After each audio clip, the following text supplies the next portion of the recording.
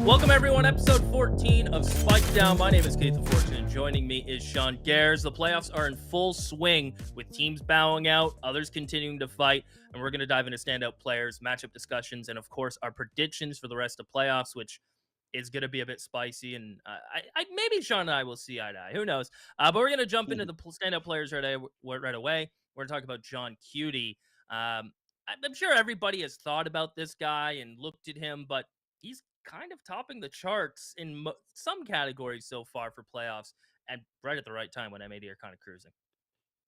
Dude, he looked so good against Shopify. I guess I was gonna say us, but yeah. So he looked insane in that series. Obviously, plays a lot of Killjoy right now in this meta, and to put up numbers like that in the IGL role, and to have teammates, more importantly, that go out of their way to compliment you on your IGLing.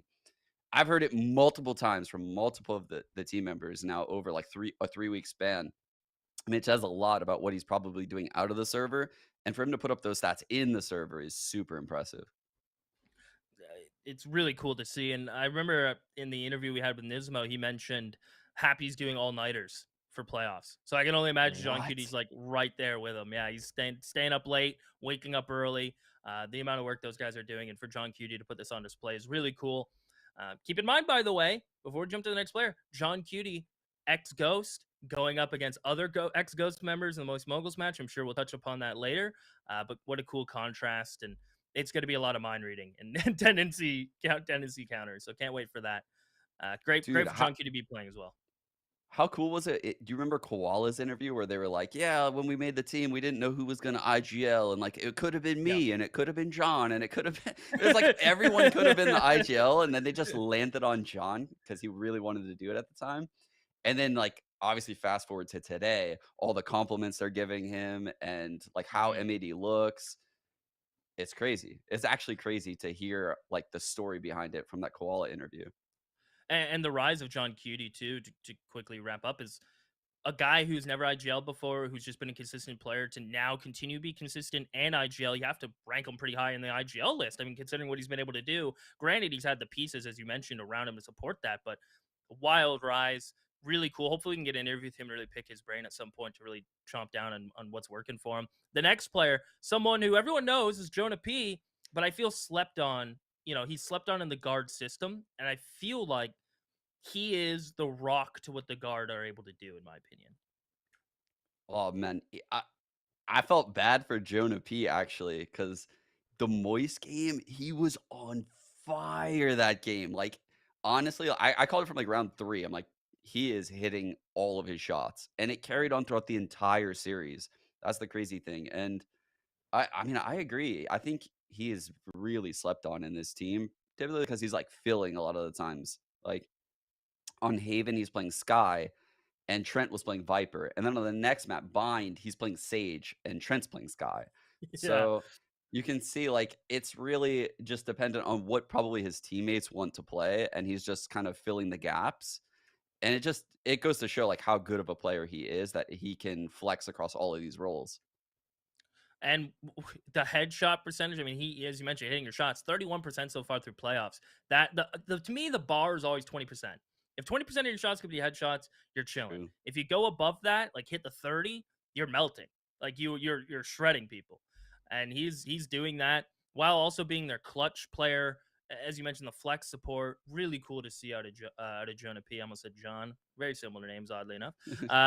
But John looking awesome. Yeah, John P. I can't say enough about this guy. Very humble. And I think underappreciated, not inside of his team, but outside of his team. It's hard, you know, when you're going up against the likes of Tex and Trent to get some sort of limelight. He does Yeah. it. I think he stands out. Yeah, that's one thing to always keep in mind when we're talking about these support players on these top teams. Like, you know, you look at M80, they have like Koala and Nismo at the top. It's like there's not many kills to go around. It's not like, you know, like EU is just not insane. No, that's just not how it works. It's just they're in supportive roles. They're winning their games in a dominant fashion. So naturally, there's just not going to be that many kills because if they're winning all the time, that means like the duelist and the second in are just slaughtering people. And if that's and if they're not, then you're in this really kind of bad scenario at that point as a support players.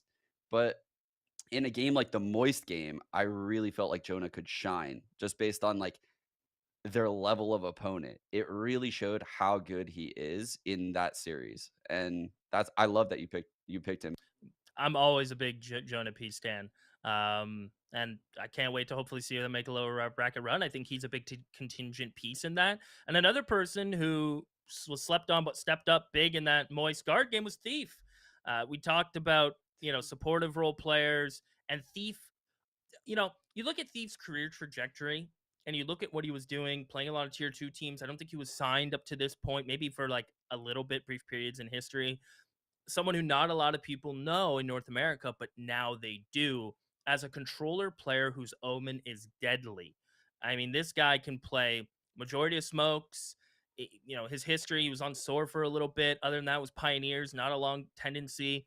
Keep in mind he was on Luminosity for a little bit, but again, very short stints. And to see him join Moist, not feel the pressure, and to play like he's playing, I mean, this guy's incredible. Yeah, for those that are kind of like new to the scene, you may not realize, but you can find out. You're like find out kind of thing. Like you set the stats to all on VLR, you'll realize Thief was actually like a Reyna main. Like this guy was Yes. insane back in the Yeah. day, just playing Reyna and Raze. Like he was a duelist. And it took him some time on this Moist team to understand the controller role. And he actually said it in his interview after their game against the guard. But man, he looks so impactful when you watch him on these controller roles. He's very in tune with his kit now at this point, now that he's used to it. And it shows in something like that clutch, that 1-on-3 that he had on Bind that ended with the molly on the spike. Like that is an incredible play. I can't even state how insane that is to think about that on the fly in that moment, opt to do that and have it hit. Like because the brim molly is a little bit quirky, like the way it It bounces. likes to I've bounces. seen Yeah, people, it likes to bounce yeah. around. So from a super close range like that, where you're bouncing it off the ground and it's just like perfect, right? Yeah, he's very in tune with his kid. I'm more impressed actually with his Astra play than his Brim play. It's just I had to give mention to the play that won them the series, obviously. Yeah.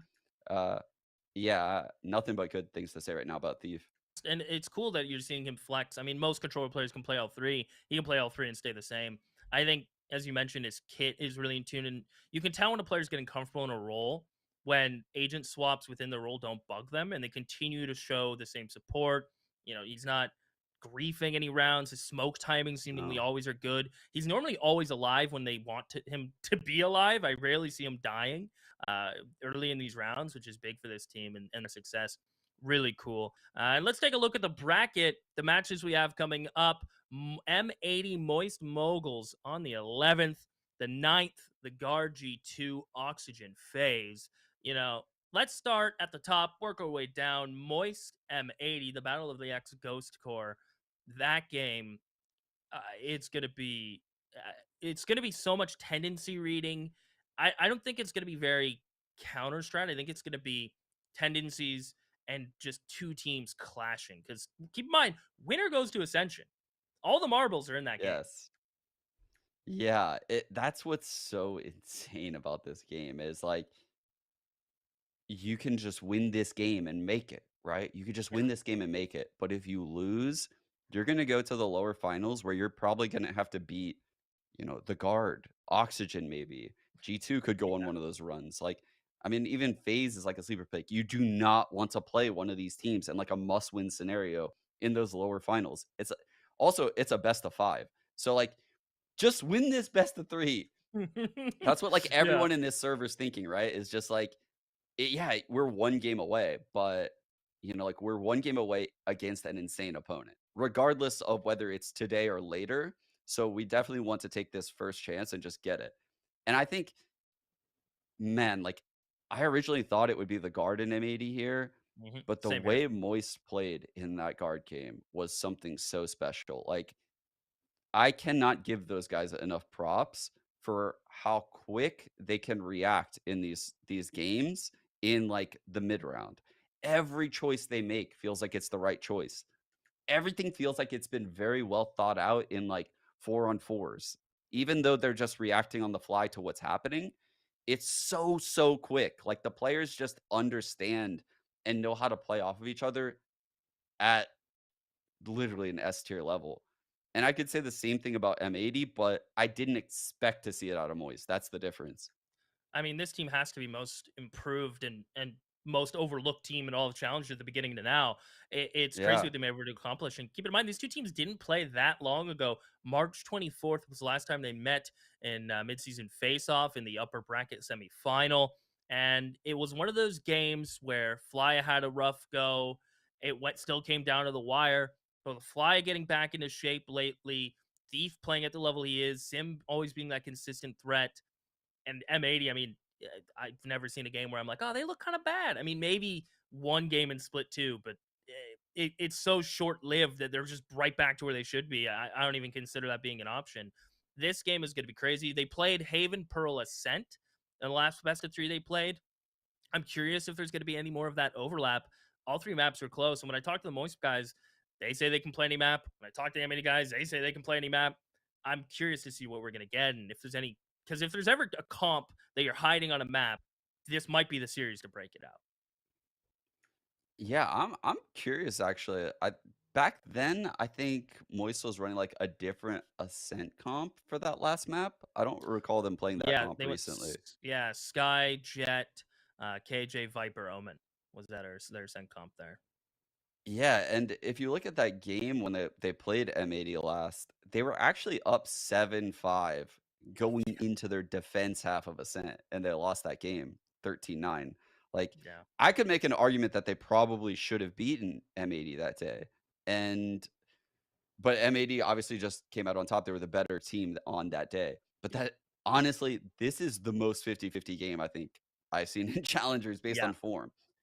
All 10 players are playing really well right now. There's not one of those like bad performing IGLs. Like I'm not in this server. It's like there's only good players in this server. It's Yeah, wild watching it because I said it after the guard game, and it's gonna feel the same way here.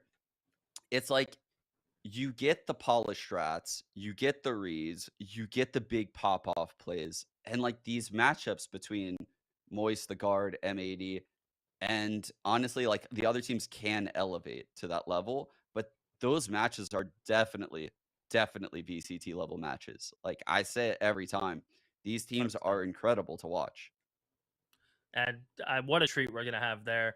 Uh, M80 have been breaking out some interesting comps. We've seen Koala on Omen. We saw the Breach and the KO mix on Ascent.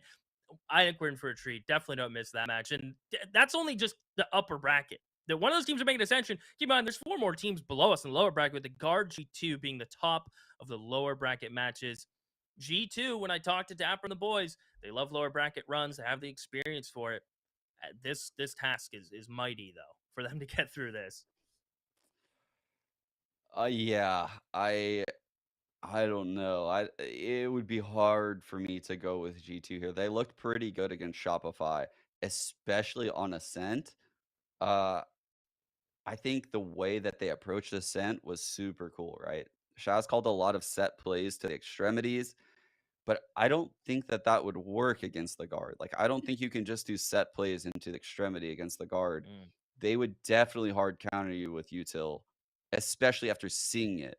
So going into Ascent against them, like after what I saw, although G2 did beat Shopify 13-3, the way they would have to beat the guard is totally different than what we saw that day.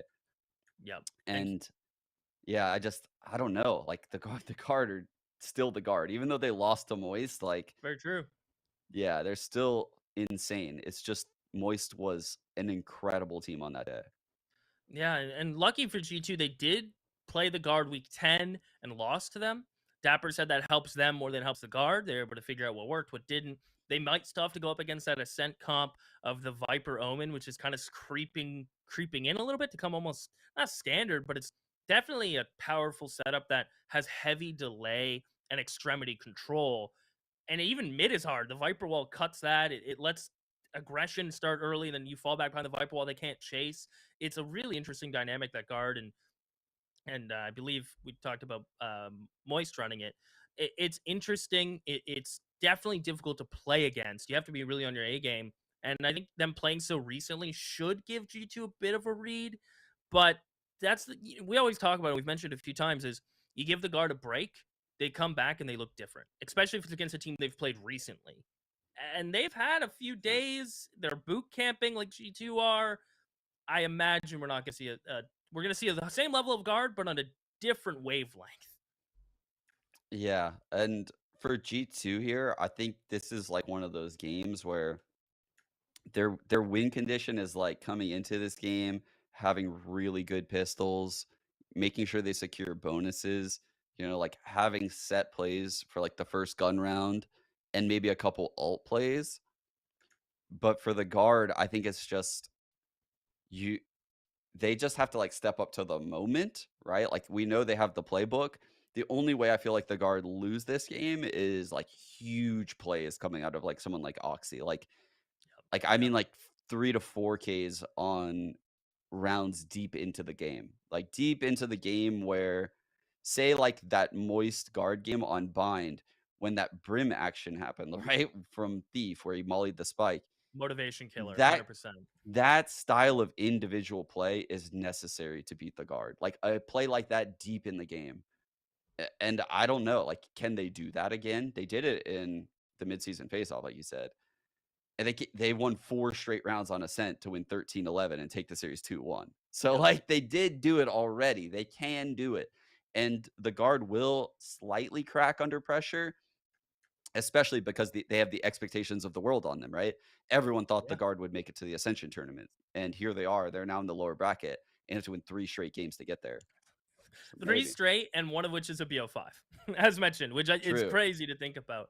I'm leaning guard personally already. G2 have a lot of work to do, but with the experience on that team, I feel like you can't sleep on them, and I guarantee the guard won't. And then the battle of the fiery and the underdogs in Auction and FaZe Clan. This one is going to be brawly. And when I was talking to the Auction boys, they said, we know how to beat them. We can't buy into the tempo they're trying to set. And I think that's fair. Yeah, that's a good read on it. Because FaZe will always try to set the tempo, right? Like with like these super fast plays. And if you're not ready for it, then you're likely you're gonna get run down. You're just gonna get run down really hard. And then I've also seen them start games where they play really slow. And they do that because they know the other team is aware of the things I just said, Yeah. right? And if you sit back and you do nothing, you get no map control and they use no utility. All of a sudden, like, 20 seconds on the clock hits and they have full util to stall you out and your round is just chalked. So it's not as easy as just, oh, we stopped the hit and everything is just free. No, because FaZe actually does have a slow game. So you just have to be able to read how they're going to play around immediately. And you have to have plans for both of those phases of the round. And I don't feel like that should be a problem for a team like Oxygen. So I Totally. do favor them in this matchup for sure. Yeah, I have to agree. But we also have to keep in mind, I suppose, in a weird sense, the FaZe guys have been there. Redux, Scuba, Verno, Yeah, they haven't. I don't know what the pressure, when they said, yeah, pressure doesn't bug us, it's one thing to say it. It's another thing to be in map 3 in overtime. And you need to continue to keep a calm mind. And one mistake, and that could be your whole season done. I'm curious to see if true. these unexperienced players can grind. If they could grind through this FaZe match, this might be a hot take.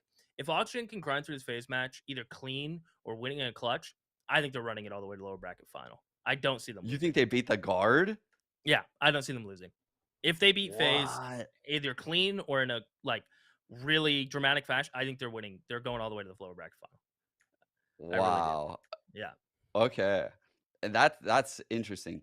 So I think this match against FaZe is super important for them as well, but for a different reason. We Mm. just saw them play M80 and they ran Gecko on both of the maps, like Lotus and Yeah. Pearl. And Gecko essentially is just going to make it where you're not as poppy on like your attack sides. It's a little slower, right? Like you don't have a full kit to just dump into a site right away, like say like a breach. Like a breach can just like brute force you into like a site. Um, Gecko is not that powerful, but his strengths like come over time and around. Yeah. And against FaZe, I just like don't know if that's the style you want to be running. And if that isn't the style you want to be running, then you don't have much time to pivot off of what you've been practicing leading into playoffs. So I Totally. don't love that for Oxygen. But obviously Verno was the gecko, and I've seen him play a lot of roles so far that he's really good at.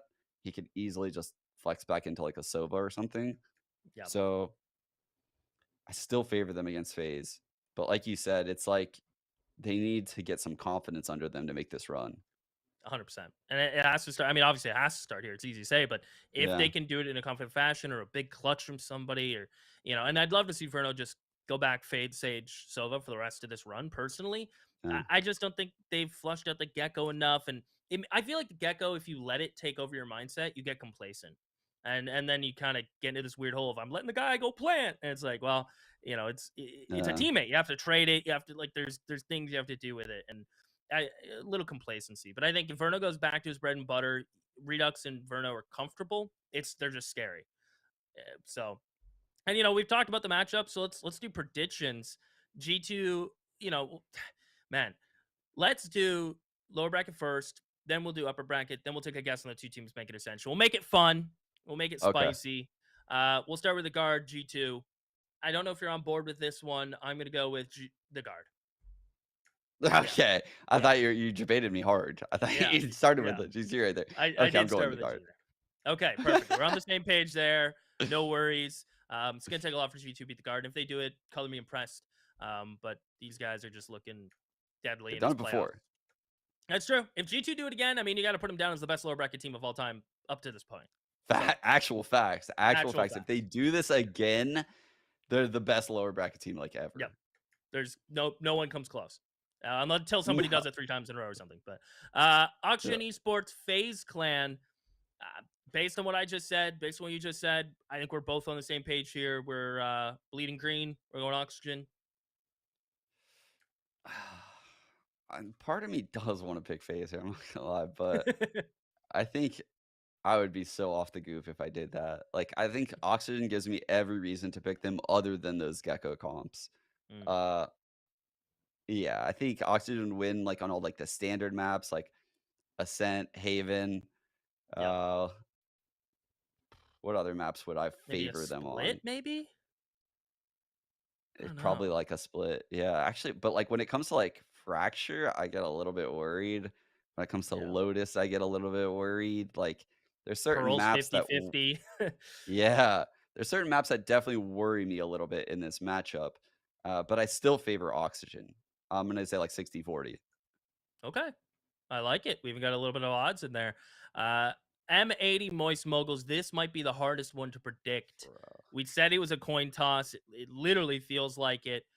Now my heart, so there's two things pulling me in two different directions. My heart says go for Moist Boys. The run is really cool. They've been most improved. You're a fan. You like Ludwig.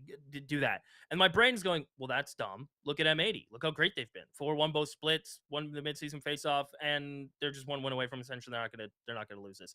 I am conflicted, and so I'm gonna trust the logical part of my body, and I'm gonna go with M80. All right. Yeah. Okay. Yeah, I'm feeling that literally the same way. I'm like It's weird. It's like, so oh, torn. I am so torn. And I think just to go on the opposite side of you, I'm gonna say fair. Moist, but I'm not confident in it. I don't feel great about picking Moist over M80. But I also wouldn't feel great picking M80 over Moist. Like there's no Yeah. winning right now for me in this prediction. It is truly a 50-50 in my head. Yep. And I rarely say that. Like, I rarely say there's a true 50-50. This game, though, is going to be so goddamn good. I Yeah. There is an immense amount of pressure on these players. That is the one thing that we can't quantify, right? Like, we can't quantify if, like, Brock doesn't sleep the night before because he's so nervous True. about the game, and all of a sudden, like, his performance is down, like, 10%. That's a realistic thing that can happen to any of the 10 players in 100%. this server. Like, it's happened to me before at big tournaments. Like, it's so possible. Like, this is the biggest game of their entire year, potentially, like, Yeah. And barring then you if have they to wait till lose. next January too. So think about 6 months of void. Yeah. It's I mean, like they will get another chance, but I think everyone in the server understands that their next chance is potentially a best of 5 against the guard. And Yep. no one wants to play a best of 5 against the guard. Like, so this is a very high pressure best of 3. And because of that, some squirrely things could happen. But I still think I'm gonna side Moist here just because what they did against the guard was Yep. so goddamn impressive to me. Like the fact that they won that series 2-0 and the way they did it, I'm gonna ride that like heater that they're on. You're riding that moist wave. Okay. Mhm. Fair enough. And so we both have one of our teams going to Ascension. Let's try to take a guess, a stab at the other team we have going with them. I know it's going to be the guard, and I think it's going to be Auction meeting in that lower. It's going to be Moist maybe or M80 waiting that lower. I'm going to stick with my gut initial feeling, and I did this actually on my pick'ems. Auction are going all the way, and they're gonna make it to Ascension. That's what I'm feeling. It's what I'm feeling. It's what I Wow. dreamt about. Moist are going to take the second Ascension slot. It's going to be a heater game against the guard before they have to get there. They're going to have so much momentum. They're going to rock the world if whoever they meet in that lower best of 5. And I think they're going to do it. So wait, who are your 2 teams then? You have like So M80 I and have M80 and Oxygen. Those are my 2 Ascension teams. wow. So you Yeah. think Oxygen is gonna beat both guard and then they're gonna beat Moist in a best of 5? And then they're going to Holy win the whole sh make it to franchising.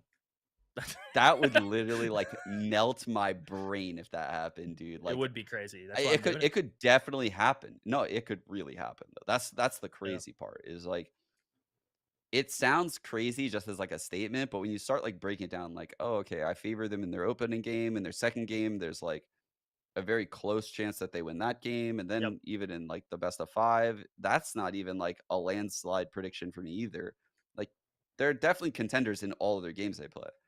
Yep. Um But for my second team, so if I have Moist winning the upper bracket, then I essentially am saying M80 against the guard or Oxygen in the lower bracket.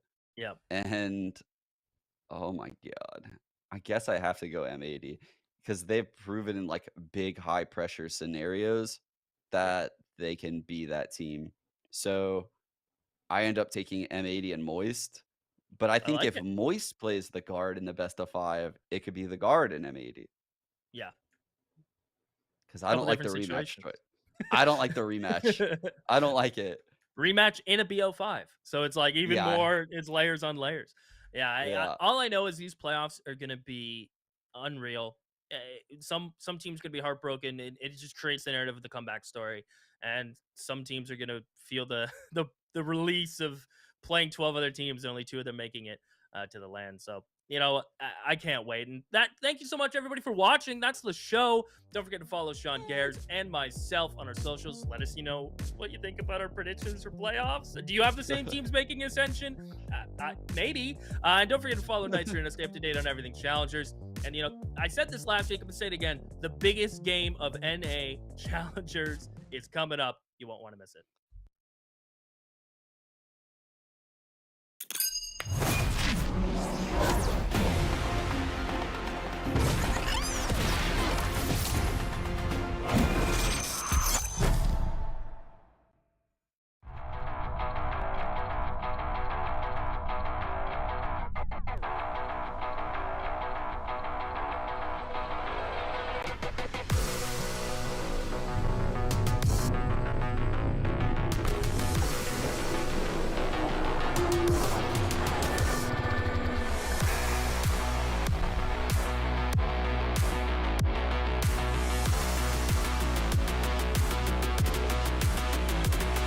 For a little bit more of a retake, and that's exactly what they're doing. Boys, he already executes with the nail. Superman waterfalls in for 2. Petty is here to hold it all. Dang, he's gonna be the first. Oh, he gets one, making a second. Mummy's still alive. Low, just a nice round from Oxygen up. Ready to dealing with that. Oh my God! Way back into this round. Tap on the spike. Way.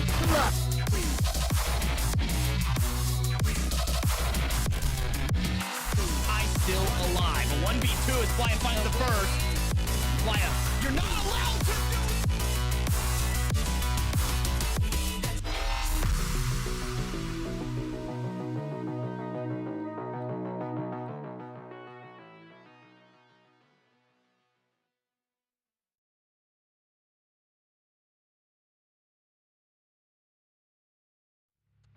Hello friends and welcome to Knights Arena Valorant Challengers North America, where the playoffs are well and undergoing, and wow, have they been fantastic so far. A lot of really hot takes and great opinions in Spike Down too, so if you want to make sure you get your thoughts in, you can do so pks.gg/fanzone, as well submit your question to help us interview our players later. I cannot wait for today's matches and to get into things more, so I'm not going to delay too long on that. I'm going to bring in our wonderful analyst desk. We have Roy and we have Psycho to talk about stuff going on in today. Like a big day ahead of us, and this entire playoff so far has just been clutch. Oh, it absolutely has. I am just absolutely hyped to watch these games today. We really got some bangers coming up. You know, really excited to see what these teams are going to show us and who wants it good enough to stay in the season. Yeah, there's so many cool narratives as well, right? Like there's so many ongoing cool narratives in the challenger bracket happening right now with the continuing domination of M80, the kind of like the rise of Moist Moguls, sort of like the downtrend of the Guard into the lower bracket against G2, who's kind of like crazy bonkers lower bracket team. And I'm sure we're going to get a lot more into that soon. Well, let's start off by pulling up that bracket to dive a little bit deeper into that, because one of the biggest storylines that I was kind of curious about heading into playoffs was going to be Moist Moguls going up against the Guard. We got to see it going on in our split too, but with the Guard, that wasn't quite at their full capacity, and Moist Moguls was this undefeated team. Now with that win, they've officially moved on into the upper finals and making a claim for one of the Ascension spots. Roy, this has just been fantastic so far. There's so many great little things here. Oh my god, yeah, I've been losing my mind watching these games. Like I'm trying to balance doing my job as an analyst but also enjoying these games because they've just been so fire, like absolutely amazing to watch. So it's been pretty interesting. But yeah, like we were talking about before, like M80 continuing their domination in the upper bracket. It's easy to see. Moist Moguls has been on such a unprecedented rise to the top. Like they went from almost no one talking about them in split one to now like they're in the top of the conversation almost every time. And then you're seeing the Guard versus G2. Like obviously G2's had a pretty rough split too, but now they're sort of showing themselves in the lower bracket against Shopify Rebellion. So it's been pretty interesting. And both these teams here, both the Guard and G2, you know, especially this Moist Moguls versus the Guard, that match was much closer than it looks like. You know, for a 2-0, it was very, very back and forth and could have gone either way. So, you know, this Guard team, they're probably the most experienced team in this entire circuit. They have 4 of the same 5 players they had last year when they qualified to Masters and almost qualified to Champions. So this is a team who really brings a lot of experience, and you know, they're going up against a G2 team who has historically been just a lower bracket demon team. For real. 100%, and so glad that we're talking about them, because that's actually going to be our first matchup of the day, as this is going to be an elimination day, as we are going ahead and look at that lower bracket. Started it off with the Guard going up against G2, which I cannot wait for. Later on, it's going to be Oxygen Esports taking on FaZe, a match that honestly I could not tell you which way it's going to go. I'm going to have to take this whole series to try and figure out how I'm going to predict for that one. But looking at the Guard and G2, especially G2, this has been a team that so far this split has been so interesting to watch. We got to see what happened during split 1. We got to see how the mid-season face-off went. But then Psycho, in split 2, it's been a little lacking. Yeah, I mean, they went 6 whole games, 6 whole losses before they finally showed up here against Shopify Rebellion in the lower bracket and really showed us that G2 that we saw in the first split. So, you know, it's been a very tough season for these guys, but they do have the talent. I mean, look at this roster. Dapper and Shazam from old Sentinels, Penny and Whippy from old version 1, joined by their coach Emmy, and this new up-and-comer Oxy, who's just been an absolute animal all season, all year even. But, you know, they've really been struggling in the regular season. They knew they had playoffs locked in. You know, it took them a match to really get situated, but they came in hard versus Shopify. So really interested to see which version of G2 we're really going to see today in this lower bracket match. Yeah, I was going to touch on that as well. Like for me, G2 is a totally binary team. Like, and it's so blatantly binary as well. Like they're looking like one of the best teams in challengers, or it seems like everything is not really clicking for them. And for me, this is like a G2 versus G2 and then versus the Guard, right? Like it's which version of G2 are we going to see? Because when they look confident, when they look like they're flowing together and everything is clicking, they're a terrifying team. I feel like too, especially G2, when all hope is lost, when it seems like things are most dire, is when they step up the most. So they were facing elimination, but now get to fight another day going up against the Guard here. And And it was amazing to see that they were able to get that victory over Shopify, not because they don't have the talent, but just because how things have shaken up so far. Things looking really dire for a hot second. Yeah, I mean, Psycho said it. It's not pretty, okay? It's not pretty, but it's honest work, and here they are. But can we just say that if for some miracles happens and G2 goes all the way to the finish line, that they're officially the best lower bracket team in the world, or what? Oh, absolutely. Just lower bracket demons, and really waiting to see if we could see that magic this time. I mean, how wonderful would that storyline be from them to really just come from a not winning a single match in the first split, or sorry, the second split, to just coming into playoffs and making this incredible lower bracket run to qualify into the Ascension Tournament. They definitely have their work cut out for them, but if there is a team that's capable to, it is them. And we got to see already so far, Aiko, looking ahead at this lower bracket, we've gotten to see that improvement. Yeah, I mean, look at these stats here. On your left, you have the entirety of Split 2, 45% attack win rate, 37% defense win rate. But where you see this full buy win rate, 36% versus the 69% when they went up against Shopify, as well as just converting over twice as many rounds when they go down a man. That makes a big difference. And if G2 can put up these same stats today and convert a lot of these 4v5s, convert these full buy rounds, then they will have a chance against this Guard team, who are just a stalwart of this league here. I definitely think too, looking ahead at them, that maybe this is a G2, if we're looking for a G2 that's looking to continue on, looking to take down the Guard, right? I'm specifically kind of looking at the maps and how that's going to shake out, because I think that is going to be one of the most paramount things besides just the G2 fighting themselves on today. Yeah, I mean, I think the map pool is really interesting between these two teams in terms of like what maps they play and what maps they're floating. So far, it's looked like there are some discrepancies, especially around like the Lotus and the Fracture as well between these two teams. But it seems like G2 is low-key floating their Fracture, which makes me think they might have something planned on that map. It sure looks that way, yeah. They banned it all of Split 2, and for the last two matches, they've been floating it. So it'll be interesting to see if Guard are going to take that bait and how that will play out. Yeah. But now for G2, to be moving on forward, this has been a team that's been on and off, and they have to go up against one of the teams that I feel has been the most consistent going on through this for good reason. The Guard has just been such a strong team, such an incredible team, and even the loss that sent them into the lower bracket cycle, you said it was an immensely close match. It was very close. And like I said earlier, 4 of these players have been playing together for, almost 2 years now, maybe a little bit more than that. They brought in Tex, who has just been an excellent replacement for Saya player. But Tex struggled a little bit. He wasn't playing up to his standard this last match. And, with how close that match series was against Moist Moguls, if Tex steps up a little bit more there, I think they really take this win home. So if Tex can show up today and Guard can continue to be that consistent competitor that they always have been, then this should be a match that G2 or the Guard can close out over G2. Yeah, 100%. What's interesting too is the fact that these two teams have played quite a bit, Royce. So not only that, we need all the players to be stepping up. We need Tex to step up. But then there's also that level of knowing how the other is going to be playing on this. Yeah, that's a really good point to touch. I think usually when rematches start happening multiple times throughout a season, that it sort of becomes a very mind gamey between like the IGLs and the coach and the coaching staff as well, and like the sort of adjustments they're making.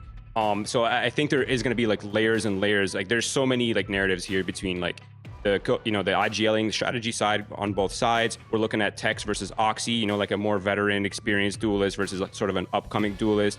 We're talking about almost like best in slot in terms of the lurkers, in terms of the Sentinel players between Dapper and Net. Like there's so many things to talk about, and there's so many narratives happening right here between these two teams. They're so evenly matched, I feel like. And for me as well, like the Guard, just their variance of performance has been so tight compared to G2, who seems to have like super high peaks and super low lows, whereas like the Guard feels like their sort of discrepancy and then their variance in their gameplay is much tighter. Yeah, it seems when it's a low, it's one player that's maybe not quite up to performance, as opposed to an issue all around and the team not being able to do much. But it'll be really interesting to see how this one will shake up. Of course, that is just our thoughts. So let's take a chance to hear what the players had to say ahead of today's match.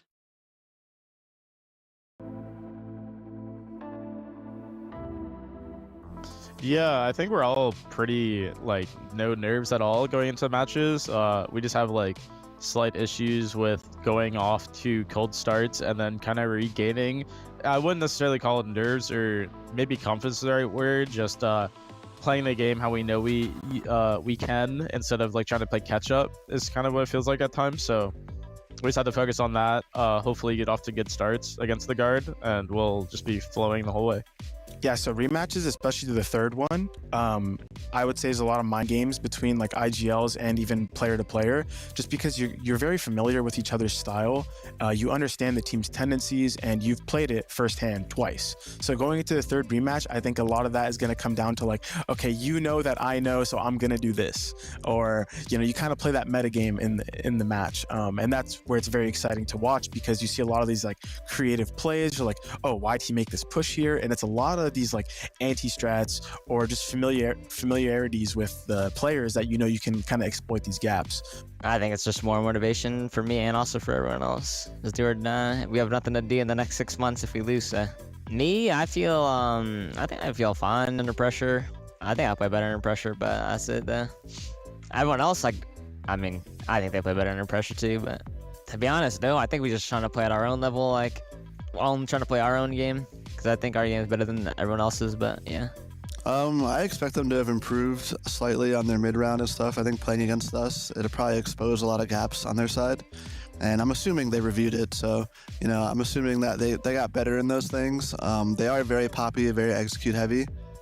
So, you know, it's just like being able to understand what they're going to do and when, and being able to prevent it. You know, it's also a plan that you have to kind of execute.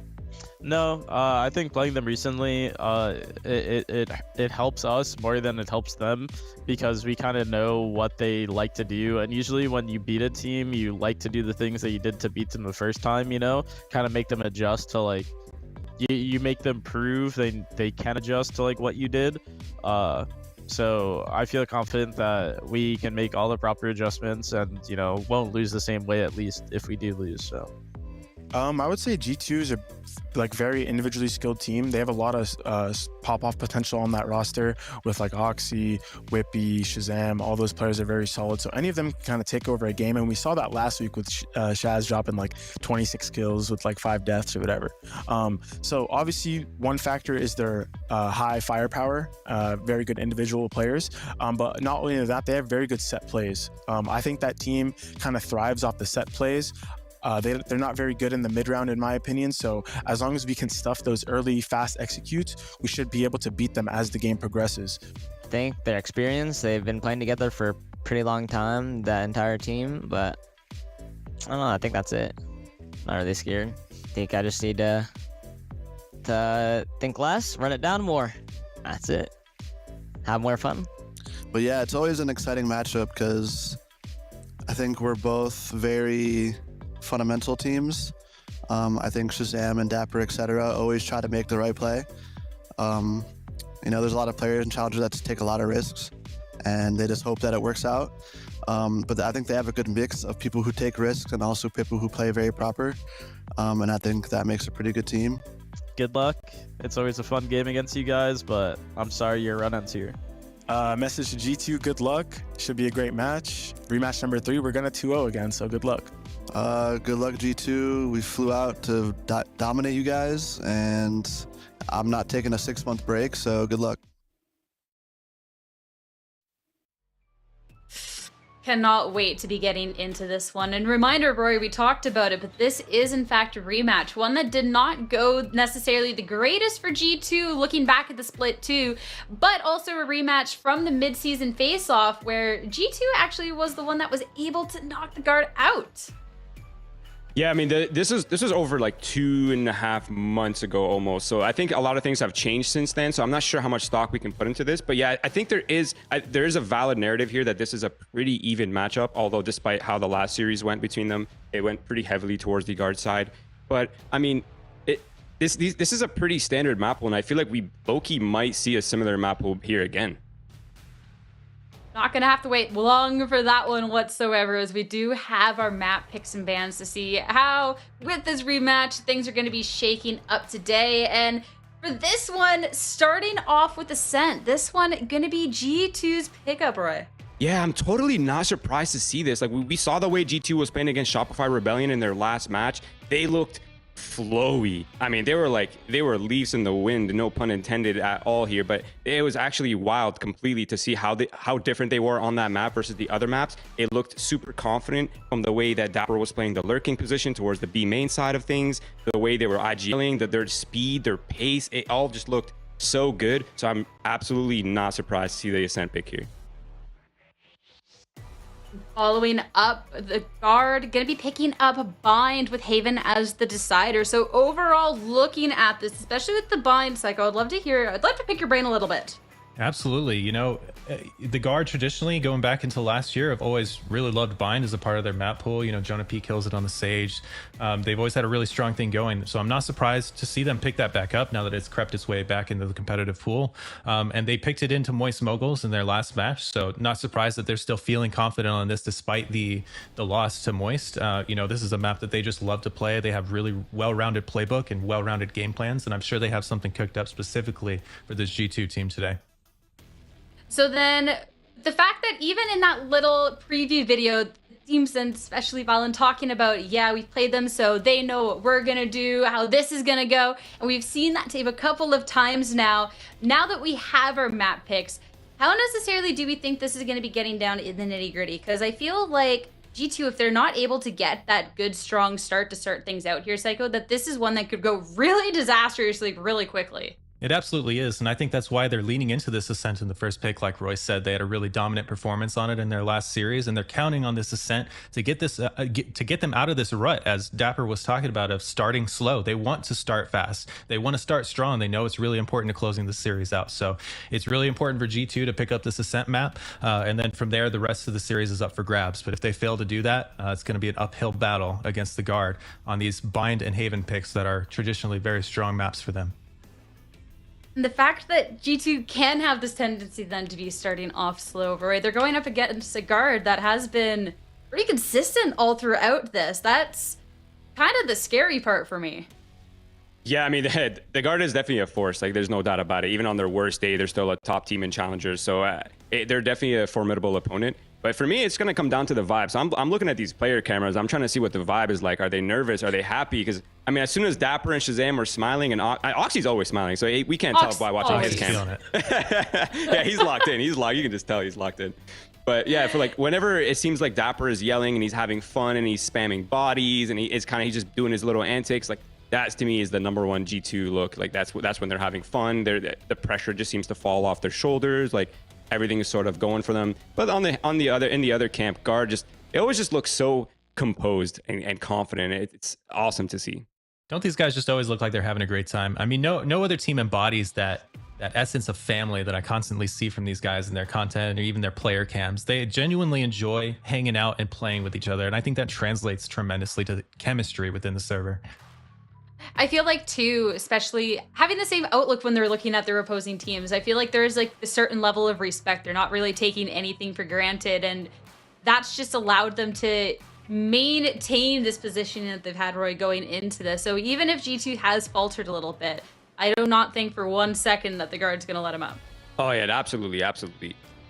The guard just has such a professional outlook on everything, like from their coaching staff all the way down into their sort of like thought processes. It's all just so professional, and they know that there are no free wins in Valorant. Like everything needs to be worked for, everything needs to be prepped for. We're not underestimating anyone. We know how good G2 is. Like I have no doubts in my mind that they have pages of notebooks ready to go for this matchup. Especially too, so hungry. This is almost so close to the end goal at this point. This is the now or never for these teams, especially when we're looking at the guard and G2 to try and be fighting their way on forward. Psycho, both teams able to quite make the franchise in, but this is the chance to really prove they have what it takes to at least take it to the next step. They're not quite there, but they're getting close. Absolutely, and I'm sure both teams feel that they're ready. They feel they deserve to be in that league. They're hungry to show it here today. This is a do or die situation for both of these teams. Their backs are against the wall. We have to win today to keep this dream going, to get into this Valorant America's top tier league that we feel like we deserve to be in. So let's see if they can bring it home. Who's going to be taking it all the way, and who's going to be, having a sad afternoon and talking about what they're going to be doing next season. And it all starts with this Ascent pick. This is where G2 needs to get that good momentum. They need to be getting that good start. Yeah, they had a really great start last time, so hopefully they can replicate something like that. In terms of compositions, I don't think we're expecting anything different. Yeah, they're just going to pull out the pretty standard meta cookie cutter comp on this map. So there are going to be no wild antics happening here in terms of composition. It's really just a matter of who's showing up, which players are coming off, and how good is the prep. Well, it is interesting to see Trent going back to the Silver here. The last time the Guard played Ascent was versus G2, and they had Trent on the Viper, and they actually won that match. So interesting to see him going back to the the cookie cutter meta, as you call it. It's a mirror matchup, so the better team here should win. Cannot wait to get into this because this has such big stakes for the series that we have ahead of us. So the game is ready, our casters are ready, so we're going to send over to Keg and Upmind for map number 1. Thank you, Sierra, and the rest of the desk. So let's start things off right. G2 coming into this game, or coming into this tournament in general, we weren't expecting that massive height, right? We had to expect some sort of development out of this team in the last few weeks, and that's indeed what we've seen. We've seen at least a glimpse of hope here for G2 in terms of their win last week against Shopify, but they have ran into the brick wall known as the Guard. Yeah, it's an absolute brick wall, Gus. And we were having a pretty big debate in the green room about what the value will be coming out of both of these teams and whether or not we will see that third map today. And I don't think any of us really came to a consensus about what we were expecting going to not only map to map, but as a series as a whole. Both these teams have made a lot of strong changes today. Yeah. I think the number one thing to look at here with Guard on the defense is that Trent, no longer in the Viper, can't rely on those set trap plays to bring G2 from one side to another. Would be a big effect on the defense. Even on post plants on attacks to try to cover up the spike, but here comes the first big attempt already from G2. All 5 are here in the middle of B, while there's only 1 here for Guard. Net already looking to pump away, and he already gets one to start off the game right. 4v4 still. Here comes already the retake from the Guard and Oxy. He had a big opportunity to actually stop things here, but instead 3 players on site for G2. So little utility that the Guard could work off of, though. It's nothing but contact plays while everyone in G2 are forced to the back of sight. Still pretty awkward here. How could these players in the back support Dapper? Dapper down 56 HP. Can't do anything about that. He gets surrounded. Shazam with the shorty. Only able to get 1. The Guard, clean pistol. It's a strong retake too. The Guard, they read into the fact immediately that the G2, they were barreling in very fast on B site. Really strong change for G2 though. Almost every other time we've seen them open up pistol rounds on Ascent, especially as the attacking team, they love to go for A site. So already we talked about on the desk, what were the big differences that we can expect to see? How much mind games and read plays will be coming up from both of these teams here?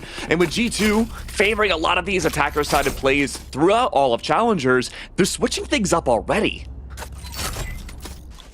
G2 just aiming all of their efforts towards one side of the map instead should just be potentially a bit of a massacre here in the heads of VALORANT. Just try to collect some old points. But yeah, G2. Yeah. We did see good recall. I guess you could say reawakening for them on this map. I mean, what result that they got on Ascent against Shopify? If you look at the result that they got right before that on the same map, I mean, they were pretty much destroyed. They got swept by Oxygen in the upper bracket, a 2-10 attack half. But against Shopify, 11-1 attack half. Again, it did seem like G2, with this composition, they were able to kind of find a little bit more flexible success. Like you said, Shazam setting up Oxy more individually. But the Guard, they definitely have a lot more of a flexible setup themselves. The Viper, you can kind of say a little bit grounded, to say the very least, waiting for essentially one uniform position where all your util is going to be. Oh, Trent looking for that recombo play. Good to take down the opening pick. G2 funneled into B yet again. The Guard, they're taking this so slow. Overheat from Oxy there. The immediate call from Jonah P to swing. It's not going to be enough just yet, though. But the numbers on G2, they're dwindling 1 by 1. All that's left is Shazam back of sight.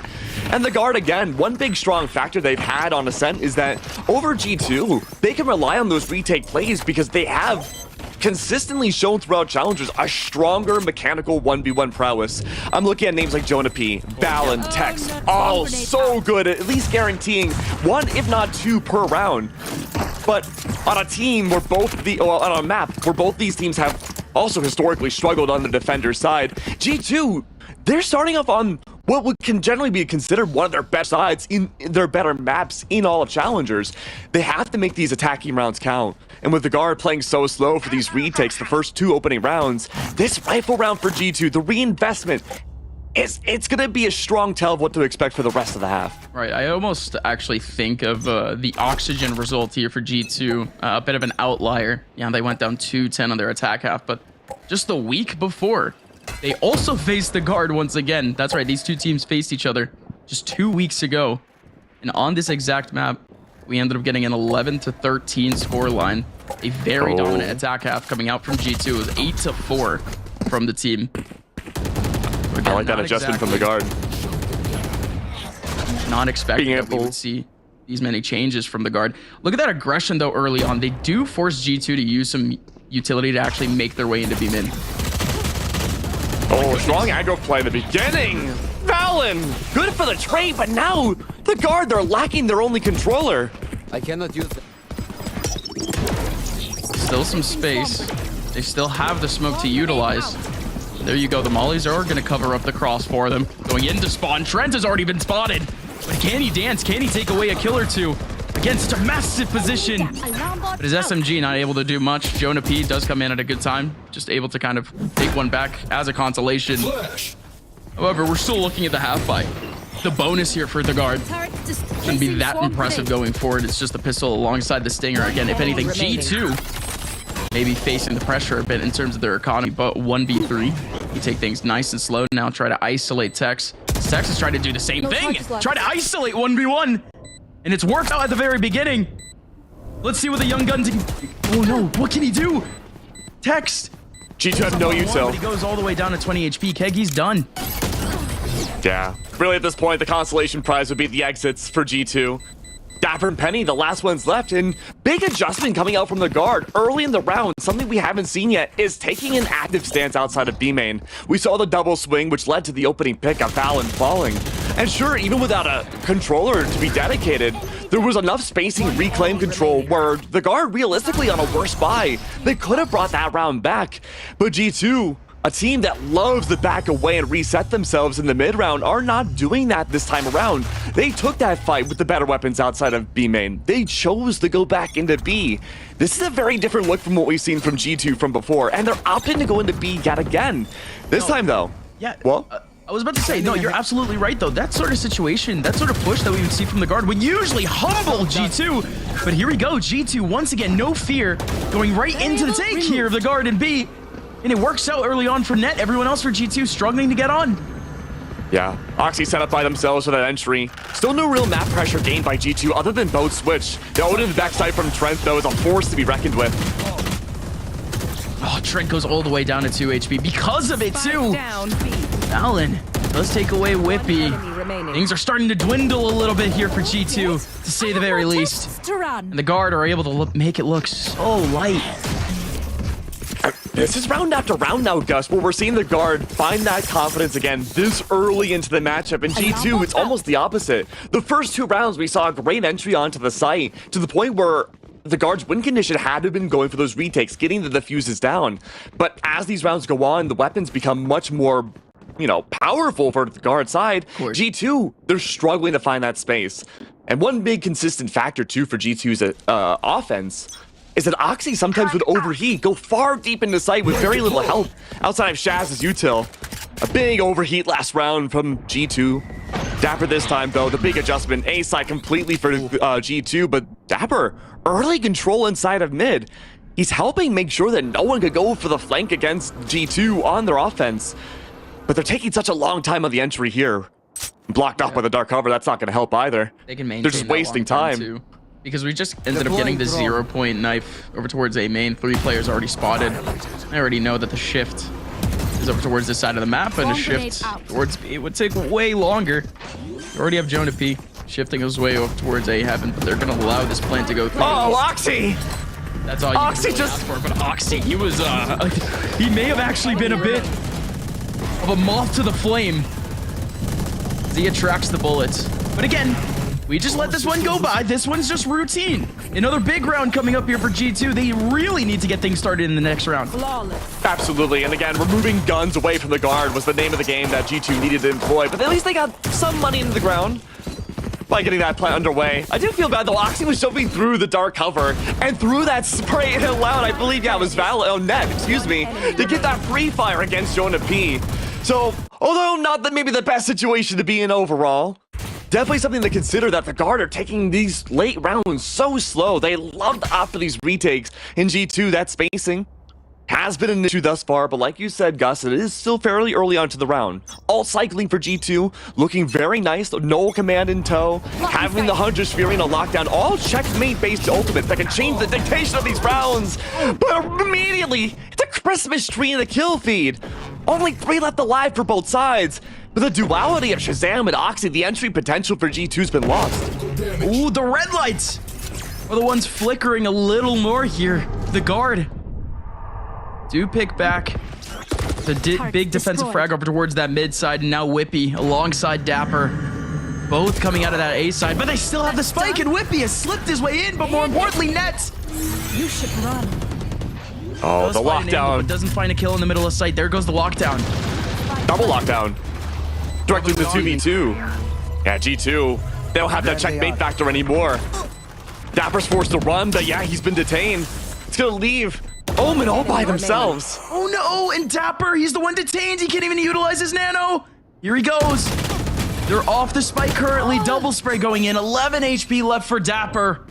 A huge chance for G2, but the guard, more importantly, Net, he was the one to shut it all down. Absolutely. Net having that stranglehold on A side was unbelievable. And not only that, but having that B main pressure, shutting down Oxy, shutting down Shazam at the beginning of the round completely removes a lot of the initiative capabilities that G2 rely on in these early rounds. Plus, it didn't help that the double lockdown came by. It's something that G2 won't be able to rely on for a few rounds ahead. And I like this call. Early timeout underway for G2. They've said it themselves. I think it was Dapper in the interview. A bit of a cold team in these first maps. Take a little bit for them to adjust and warm up.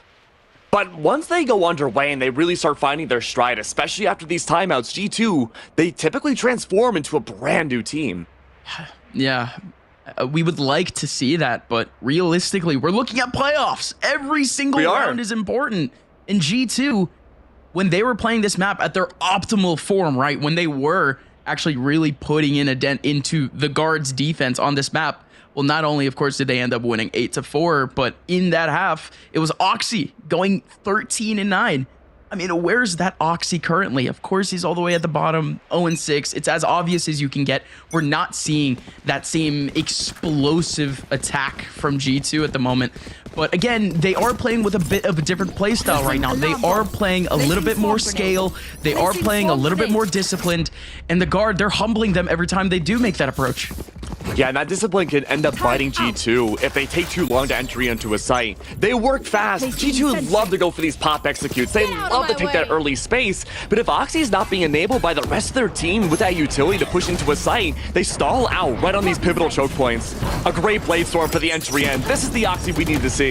Yeah, and Oxy has a free site. This is finally a big opportunity for G2. The first clean take that we're going to see from them going right into the A site. Nanoswarm does miss up, but they can actually still plant around it.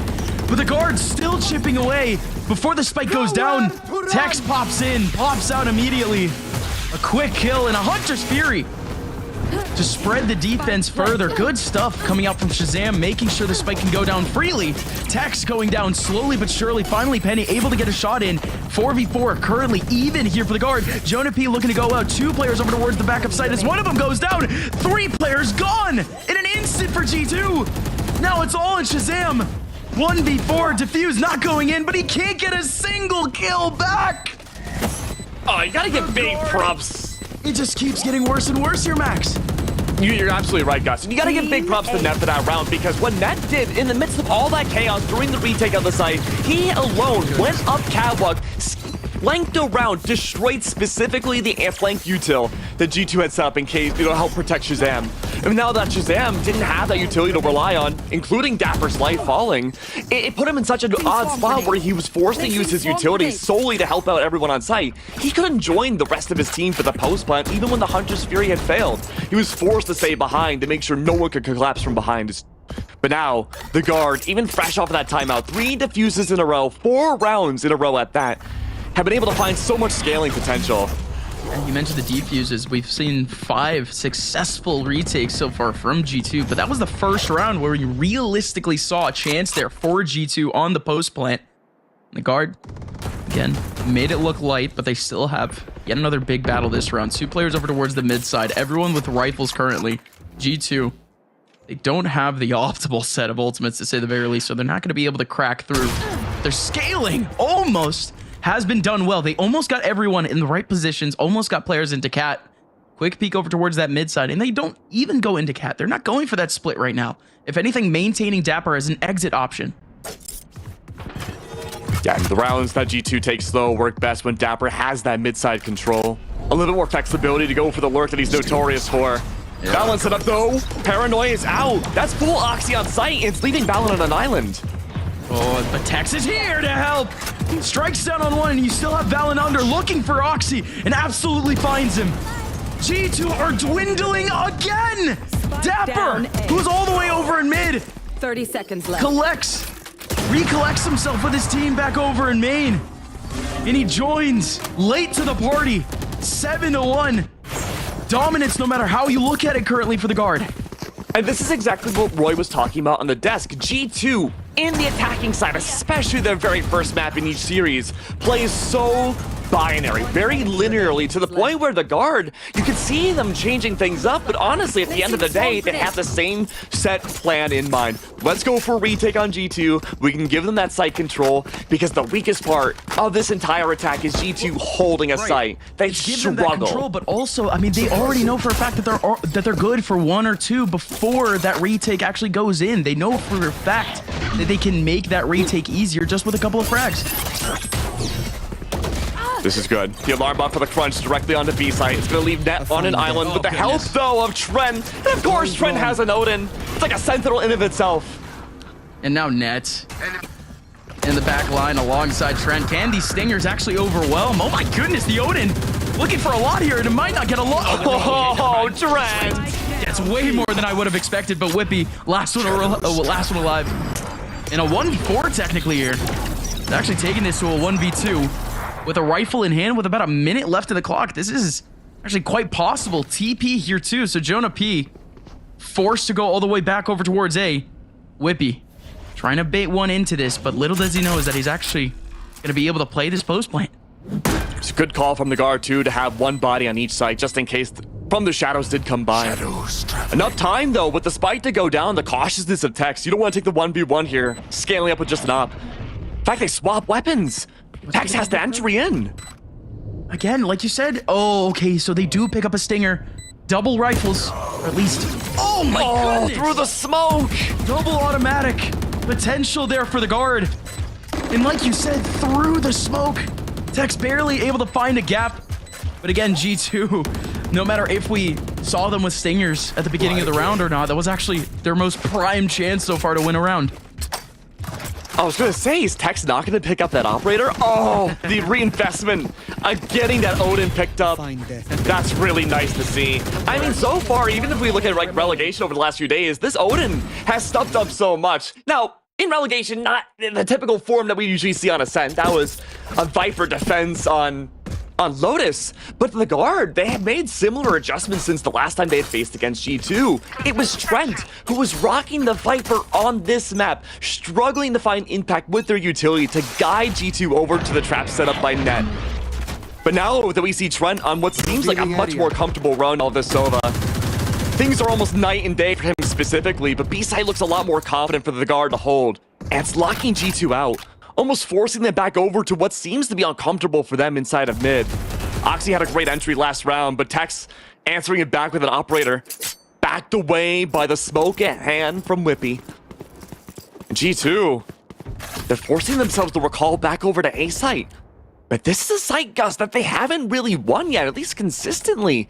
No. Historically, it's always just been a quick retake from any defensive team, especially the guard. Hasn't exactly been easy for them to get into, but with a free site, definitely looks easy currently here for G2. They're going to be able to cleanly get themselves into A, but again, for good reason. Hunter's Fury still online, and they're actually utilizing it immediately. Dapper, again, this is a trademark lurk for the man. Is he going to get his kill in mid? Yes, he will. Big chance here for G2. They're giving themselves a chance here. Paranoia goes out, misses. Tex goes in, looking for a kill. Over in hell, but it's Net instead, who bursts things open. Now, Shazam and Dapper both coming in from main. Lockdown could come in. Shazam with a double through the smoke. Now Dapper from Cat. They know exactly where he is, and Shazam is the one to take it back. G2, and more importantly, Shazam able to claw one back. I mean, it's the former Sentinels duo, right? Shazam and Dapper, they've played together for so long, and they have that synergy down. You have that trust on G2 that Dapper can hold down mid. He's able to take that fight, lurk back over, and crunch eventually with Shazam to make sure those 1v1s turn into a 2v1. And the guard now, their prime strategy of going for the simple retakes on A site, they've been diffused. But the response here from G2 is odd. They're not opting to go back to A nor B. They're setting themselves up in two little groups, the former V1, former Sentinels group, to just take so much map pressure and make sure the guard can spell out all that utility early. Oh, never mind! Why What would you Sentinels challenge duo? Trent here? He's been a king on the Odin. Big diffusion. Look at the guard now. They can scale up B main, taking away that space from G2, almost forcing them back over to A. Util is going to be forced to come out here, smoke in their face, and Net in a much stronger position. The players for the guard in general, much stronger positions here on site. Are they going to overwhelm him here? No, Valen actually holds back Oxy, and Net can peek out. Valen and Net! They do it all! The old duo, flawless the round for the guard! In the half. And it's just met by Y swings. G2, if they lose their body so early, it seems like they have to completely reset themselves, call us a little meeting. Deep back in mid and be like, okay, well, what are we gonna do now? And we saw the response, dry swing outside the smokes on A main. They were already starting off that entry without their backside control. They didn't have those shock bolts that Shazam relies on for the post plant. 9-2.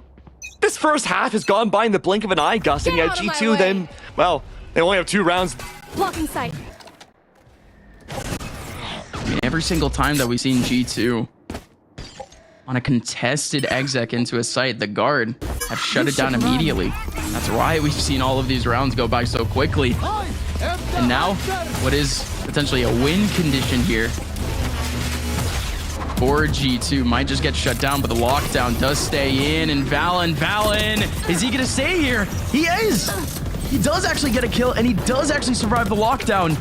However, the shot goes out from Tax, and he misses out. He does get a second kill back, but Penny's the one chipping back at the damage. Oh, Oxy! How does Oxy go down there? The spray from Trent through the ground, and now Net takes back Shazam. It's falling apart again for G2. Wow. Unbelievable. The guard again. They haven't had to change their plan at all this half. They just wait for the entry again, rely on Valen to find those comms, give info for the rest of the guard to rotate back over. And Valen himself has been really good about holding almost single-handedly A site. And like I said, G2, their strongest side on this map historically has been attack. The defensive side has been coin flippy at best. And with the guard having a leeway of 8 rounds of buffer room over G2, this pistol round means everything, guys. Oh boy. G2, again, they've been desperate to find some sort of momentum boost throughout this half. An empty site almost did give them that sort of opportunity, but even then, a retake from the guard still came in. G2, every single time that they've changed up their approach on their attack side, I mean, it wasn't too many changes either. It didn't seem No, it wasn't. all too execute-centric, even though most of the players for the guard were actually praising G2's execs. But everything from the guard just seemed to be deja vu. Every single round just seemed to be the same look. Owl drone coming on its way in. Dapper, seemingly lonesome on site. The paranoia is set up though, but who's at the very back? It's an attempt for Penny to help out, but the trades are far too late. Whippy's good for one, but the trade gives full site control back over to the guard, and G2 they're already left without so many critical figures of their team for the retake. They have to rely solely on this utility to enable Oxy to get site control. Yeah, of course, you got to feel bad for Dapper there. We'd like to expect that maybe a teammate has his angle, or at least the communication that quarter could be swung. But here comes the retake here from G2. It's actually working out. Smoke and hell. Trent can't do anything about this. Oxy actually gets a big kill back onto Valen. Big burst back from Trent. Net does the same. Oh. Oxy! Oh my goodness, Oxy! He's made this possible. A body shot is all that's needed. He misses out, but Net can't do it. Oxy skates around and keeps G2 in the game. A desperately needed round from G2 at that. Won by a single 1v1. Remember, Gus, G2, they started that post plant off in a 3v5. They lost critical figures to the site, and they had to employ G2's same strat of just a full-on retake. Letting Shazam and Penny do their thing with Initiator Util as much information as possible to help allow Oxy to just pop off there for their first defuse. First round win for G2. In fact, it was their first round win in a while. Well, you say that. Oxy helped himself. He was the one defusing. In the middle of his defuse, he was able to get 2 kills for himself. Unbelievable from the rookie. Stuff that, again, you would expect a veteran to do, and that's what you expect from the entirety of G2. But Oxy is the one player without professional experience. Beautiful stuff. Now the guard. Now mentally getting reset in a sense. Back down to pistols, back down to classics. It's the first time that they found themselves on any sort of disadvantage against G2's weaponry. Yeah, unlike last time these two faced against each other, the guard, playing a lot more flowy than they had. There's a lot of set plays on those executes. Not too long ago, directly into the hands of Dapper and Shazam.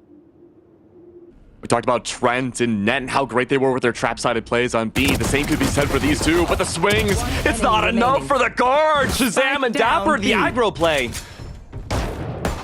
Dissolving G2, so the guard. They just doubled their rounds, Gus. Indeed they did. Indeed they did, Keg. 2 rounds into the half. They've doubled their rounds. Looking like a W to me. That's for sure. The guard, though. They may need to actually do something desperate in this next round. Again, it's a long round gap. Don't really know what they're thinking about in terms of their economy, but we may be looking at investments, harder investments, reinvestments in terms of rifles. But we're not going to see that. G2 looking at the long run and really hoping for a miracle, essentially, this round. And the guard do have that buffer room of 6 rounds to work off of here. Response from G2 is to play ultra aggressive. Oxy by himself. And Shazam all the same. Look at that chase from Oxy, though, all the way back over to the beginning spawn, the attacker spawn for the guard. And Oxy's attempting to... Yeah, he's playing off of this to play for the flank. Has information on Net's location. And what's left of the guard, a spawn they've never had to fight before, directly behind in tiles. Round's not over. Double rifle still in the hands of the guard. Only 3 remaining here for G2. Because the information battle has already been won by G2 and Shazam.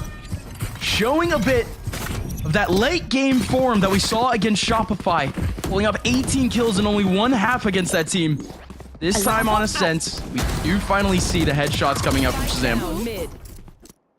Yeah, and again, when you're such a team that's so confidence heavy, having these early round wins on the defense, it only does much to bolster your spirits. 3 in a row for G2. The call for the bonus buy to play ultra aggressive. Again, something we haven't quite seen a whole lot from the team. And the response to that now is a very healthy buy from G2. Oxy, only a few rounds in, has an operator in hand. But they're blocked up with a cloud. That cloud burst is going to block everything. This Owl Drone might give away Oxy's spot. Unbelievable! They go in with the Owl Drone and they still peek a body. They get absolutely punished for it. That's just a rare mistake here from the guard. And now Oxy just starts to farm. Big kill coming out from Oxy. Jonah P right next to him has been considered a standout performer so far in playoffs. Unable to do much. I like this call. put as much pressure as you can on Catwalk and hope for the best to rotate and cut noise. Banking maybe on the fact that at least somebody hopefully on G2's rotated, but Dapper and Shazam, they haven't moved at all. They're ready for these nano swarms. 0 point comes out. This is actually very possible here for the guard. Like you said, most of G2 still up towards that A side. Only 2 here in B. And Net, Jonah P, Valen, still decent amount of utility to use, but they're actually going for spawn. What is that push coming up from Jonah P? But Oxy, patient on his peak, very disciplined peak at that, just goes for the 1 pixel and backs out immediately. Now 2 players remaining here for the guard, and they're both in spawn. And Shazam has yet another double. G2 now found their gap to potentially at least chip away at this game. I like the call from the guard. Scale up outside into the defender spawn. Try to take that space back. Isolate any defenders in the back of B site. Knowing full well that, of course, Shazam would be hiding. And maybe Dapper too towards the back. It would have been a 5v2 in theory for the guard, but it didn't work out the way they had hoped. Oxy again, operator spirit, has been able to take some of the nuttiest fights, some of the driest wings we've seen coming out from the guard. He's been that X factor for a lot of these rounds, especially in split 2. 11-13 wasn't a great start for him, but now that he's settling on the defense, it's almost flip-flop from what we normally see from G2's side. They've been prepping so much for this defense. Yeah, like I said earlier on in the game when we reported on his stat line, he was going 0-6 at one point. So this stint here for Oxy, 11-7 currently for the man, and this isn't exactly a bad look here from G2. Again, we haven't seen anything too overwhelming from the guard. I mean, that pistol round was finally the first round where we saw G2 be able to really fight back for a competitive round. So again, maybe it is just that confidence boost that G2 needed, but we're looking at a deep round gap. It may be too far gone for this team. But again, the guard, they're getting chipped down in terms of economy. They're going to get reset potentially in the round following this one. G2, they have a path back into this game. Now it's just about executing. I mean, again, you could highlight so many different things, but the Hunter's Fury quite literally highlighting Valen. Already, a critical figure in the guard has fallen. Down A. There goes the 1. Again, the Stingers just looking for some closer gaps. Enemy remaining. One player does dash his way into tree, and he goes down immediately. Oxy looking for the last. Go on into the next. The Stingers fall apart. G2 pull yet another clean round. This now has to be a good look here from the guard, or else you don't really know what the future of this half looks like. Yeah, the gap is closing significantly here. And Oxy has been that linchpin, just being able to convert so many 1v1s. And again, you know, it was just a thrifty round coming out from the guard, but removing some critical guns off of Penny and Whippy, it will hurt the economy for G2, even if it's just a little bit. But now with 4 rifles in hands, you have to look at the mechanical figures of the guard. Jonah P, Tex, and Net have all had these absolute pop-off rounds in this split, even in playoffs here. A lot of these early rounds, too, on Ascent, were carried by just these 1Ks, 2Ks, 3Ks. So many impactful rounds from individual players. But playing as a group, it feels like the coordination isn't there as much. G2, the response has been Oxy. And I'm waiting for the counter response now. Oxy by themselves, top of heaven. Excuse me, it was Whippy, but they fall. Oxy inside a catwalk, a close range angle with just the op, has to worry about the door. You should run. The smoke has been dissipated though, and he could find a gap to actually get a shot back here with the op, but he actually gets paranoid and needs to run. Lockdown is just going to delay even more time here potentially for G2. 3 seconds, 2 seconds. They're actually swinging more or less here. They're going to be on the edge of the lockdown. One player's even detained. What was the plan here for G2? They're just going to fall straight to their deaths. They're just going to waterfall right in. It's the guard. They are going to chip down in terms of the rifles. Again, the economy isn't exactly out in the open. Hunter's Fury is that insurance policy that we've been waiting for. There it is. Penny does get one back. 3 players, however, by the very end of the round do go down for the guard. Things aren't out of the woods just yet in terms of economy. Yeah, and again, speaking on that ping-pong economy, the guard, they're not in a healthy spot right now to even win rounds and take those fights and lose those guns. I did like the response, though. We saw a very cautious guard take site control, plant the spike, only leave 2 bodies to fight directly most of G2.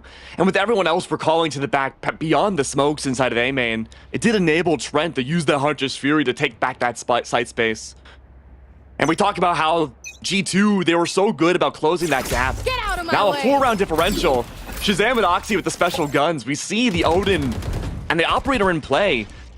Really good for those defensive strongholds, but again, if you're gonna dry swing directly into these long lines of sights that you know Oxy's gonna capitalize on, he's essentially gotten a free first pick the majority of these defense rounds. Yeah, a little lack of respect in a sense there from the guard, because Oxy has done that plenty of times, and he's doing it again.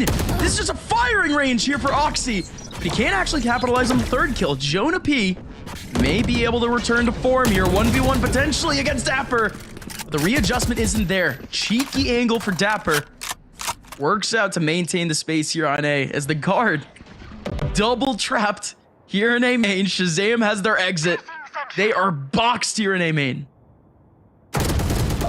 Oh, there it is. The double swing does convert successfully for Trent, but keep in mind too, Valen from the shadow, spike in hand, full B-side control, but as Dapper rotates back over, all of his utilities gonna activate once again. No mid-side presence. Dapper by themselves. Nano Swarm's not activated. Takes the 1v1 here. Oh no, he almost had the gap. Valen, 9 HP, is actually maintaining the site. And of course, they know exactly where Trent is. They saw that recon ball, but Valen still dancing on the edge, but he gets full flash. But a kill still comes out from Valen. Penny now. We've seen him be an all-star before, but it's all on Trent. Shots through the wall, shock dart on top. It's a nightmare from all angles. A huge round based off of only 2 players of the guard. A great call from Valen to go for his ultimate. Completely transform any advantage that G2 could have had that round back in resetting to unknown territory. Dapper took the 1v1 and lost it. Had he won, a round for G2 would have been gained. They would have been 8-11. But instead, again, the mechanical prowess of the guard simply too strong. And look what's left. 2 strong ultimates. Yeah, the Blade Storm for a possibly non-existent Thrifty round that could come out. Whippy, great information-based ultimate for the defense. The repositional power up from the shadows, not as much on the defense here. But if G2 can get some early info about where the guard, at least the majority of the team might land, Whippy could find so much benefits with that info-based ult. And I wonder if the guard are fearing that too. A much slower display from the guard here. They're only 1 round away from taking us to bind. Big question is now, is this cautiousness going to be an error on their end? Will this give enough time for G2 to set up and reroute themselves? Oh, yeah, like you said, both teams really fighting, scratching through for any sort of information. And an Owl drone comes out to give them some of that help. We even had a 0 point already over towards A. 30-40 seconds ago, spotting players. This has actually triggered the rotation here from the guard. 30 seconds now this left. is some decent positioning, but not the best. 2 players here for G2. Dapper all the way out in the open, able to get 1 back. He is getting lower, but once again, the guard push their way, force their way through spawn, and everyone's getting 1. Everyone's getting their frags. Oxy, he could stand on top. 12 seconds left, 10 seconds left. They need to run for the back dash. Run for sight. 8 seconds, 7 seconds. Jonah P, does he have time? Is there time? No! Spike down. No time at all. Oxy might have just given G2 the miracle that they needed. That whole round went so well for the guard. They employed what they tried just a few rounds before, scaling up past defender spawn, isolating every defender without even taking a fight, looking for those, looking for those who were trying to rotate from A side over. But it was Oxy that saved the round, the Blade Storm. We weren't sure if it was going to come out. But just having so much utility in the pockets of Oxy specifically, a slow start has transformed into a great performance now from Oxy, and it can't go to waste. 4 more rounds needed for overtime now, Gus. Oxy cannot go down as the opening pick. In fact, I dare argue, I don't think Oxy can die for the rest of the game. G2 want that all-important rifle in their hands. Absolutely not. They're not going to be able to rebuy it unless they pick it back up and save. But again, no opportunity to do any of that. The guard are only 1 round away taking this game. Whippy and Penny, the V1 duo, are going to be the ones collecting in A contact at the moment. They are going to make things just a bit more difficult. Smoke in their faces right now. Some time potentially for some of these players from G2 to be able to rotate over. And they're indeed delaying. Nade in their face, paranoia in their face. Now they could finally make their way out, but look at the rotation. It was almost good. A penny. Oh! And Tex rolls again. Shazam, El Capitan in a 1v4. And at this point, you have to wonder, Shazam, what are you gonna do when Odin? Sure, you can pierce down in the hell side, but you would only be good for one. Well, more already identified. They're done for. The guard at least make their way by G2 for now. It started to look good for G2, but the guard once again stomped their way through what was an easy looking map 1 for most of the time, Keg. Absolutely. Really enjoyed what we saw coming out from the guard. Small micro adjustments at the very end. Even Roy on the desk said we should be looking more for mind games this time around than just set strategies. And the fact that the guard were able to isolate away Oxy, take a closer condensed site to avoid the operator specifically, that was a big thorn on their side for the attack, showed that the guard, they're willing to adjust on the fly more so than ever. Yeah, we did not see too many competitive rounds throughout that game, really whatsoever. Realistically, we only saw 3 or 4 rounds really go down to the wire.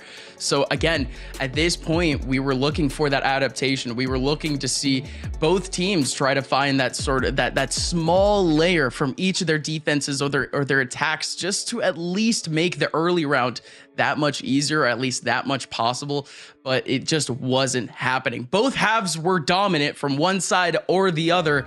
So at this point, again, things seem to be a bit of a coin flip, and things are getting entertaining really in their own way. Folks, map number 2 will be going down right after the break. Join us for the desk. Do you want to ask your favorite player a question after their match? Or get their in-game settings? The Fan Zone encompasses fan banners, a player settings channel, and a lot more. Here's how you can join to gain access to interact with fellow fans, cheer on your favorite team. Firstly, join the Discord at pks.gg/discord. Select NA Challengers Fan Zone. Pick your favorite team from the drop-down menu. And don't forget to show off that banner in Discord and on your socials. And that's it. You're in. You can now interact with fellow fans, ask player questions, and rep your team properly.